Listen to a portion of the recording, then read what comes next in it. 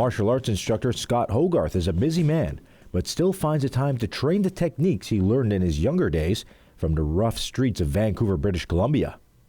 1973, Isao Yamanaka started teaching me on East Hastings Street. I was walking past his dojo one day and not feeling really good about what I was doing in my direction, and I saw this 5'0" guy standing in the middle of the floor ripping a kata, and I knocked on the door and I said, "Hi," and he, "Height," and I said, "Would you teach me?" And he said, "Height," and I said, "When?" And he said, "Height," and I realized that he didn't speak any English. So he handed me a schedule of events, and I took the schedule, and the rest is history. Scott trained at Yamanaka's dojo while working nights as a bouncer. I like doing that. I like doing the job, and I'll be honest, I didn't mind a fight now and then, so it was all right. But throughout the process, the Milton native discovered martial arts offered him more than being a better fighter. It took all my addictions and focused it into martial arts.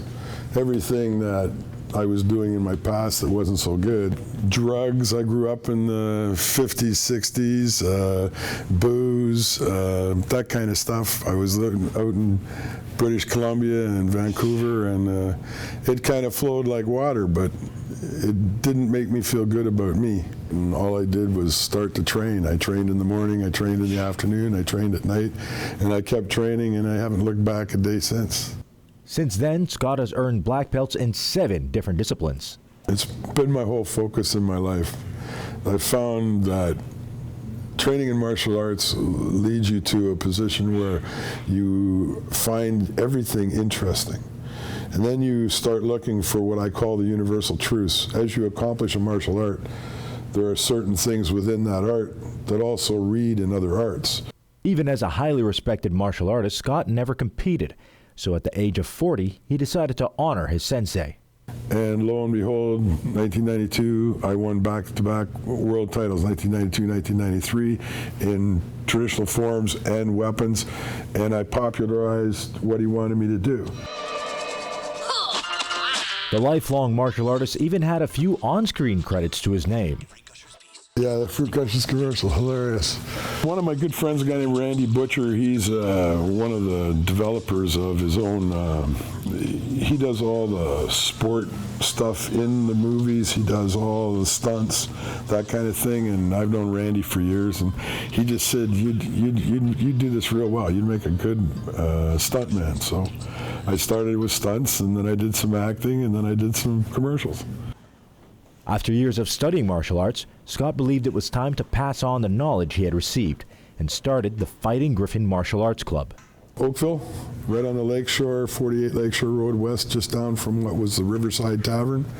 So I opened there and had a lot of brilliant students.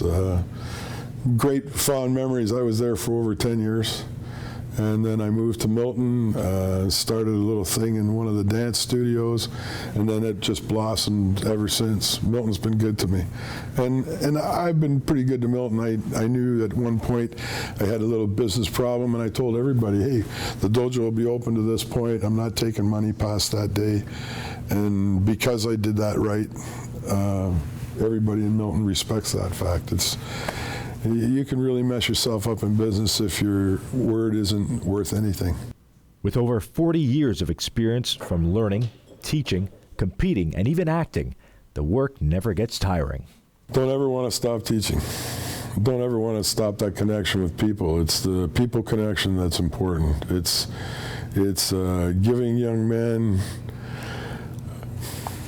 a set of kahunas, if you know what I mean. It's working with people, it's working with young ladies, giving them strength, letting them know they can do it as well as anybody. It's about what you can give back. I'm still doing martial arts, I'm still doing what I like to do. I love to teach. I love watching light bulbs go on as you click the switch and the guy goes, I get it, that makes a lot of sense. And you go, yeah, of course it makes a lot of sense. It's just one of those things. It was very cool.